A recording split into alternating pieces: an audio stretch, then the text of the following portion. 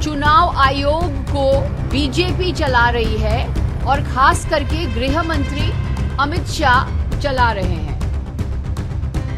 क्या अब देश का चुनाव आयोग पूरी तरह से निष्पक्ष नहीं रहा है? क्या भारत की सबसे बड़ी संवैधानिक संस्था पर सरकार का कब्जा हो चुका है? और क्या सच में बीजेपी और अमित शाह के इशारों पर चल रहा है चुनाव आयोग? टीएमसी के इन आरोपों ने देश की राजनीति में एक ऐसा भूचाल ला दिया है जिसकी गूंज संसद से लेकर सुप्रीम कोर्ट तक सुनाई दे सकती है।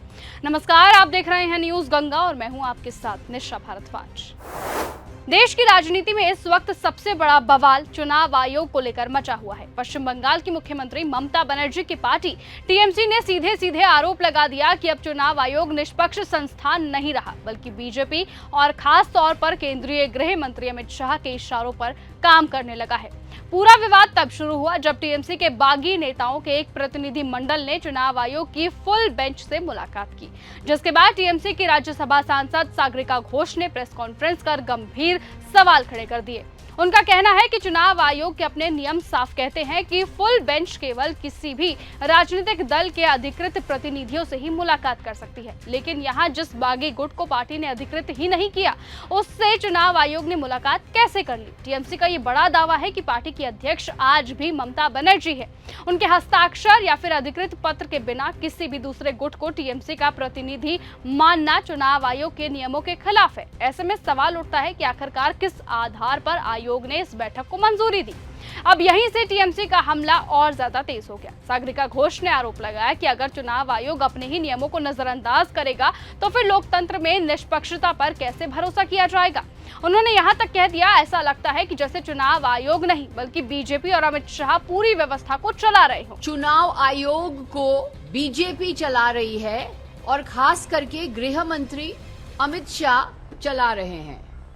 चुनाव आयोग के अपने नियम से, अपने नियम के अनुसार जो डेजिग्नेटेड सिग्नेटरी हैं, अधिकृत प्रतिनिधि चुनाव आयोग का फुल बेंच के साथ मुलाकात कर सकते हैं। आज हमने देखा है एक लीडर हैं जो पार्टी से एक्सपेल हो चुके हैं, ये टुटफुटिया झुंड जाकर के चुनाव आयोग का जो फुल बेंच है इनके साथ मुलाकात की है। ये बीजेपी की साजिश है, अमित शाह की साजिश है और ये चुनाव आयोग अमित शाह के इशारे पे ही काम कर रहा है। ऑल इंडिया तृणमूल कांग्रेस की तरफ से कोई भी चिट्ठी नहीं गई है।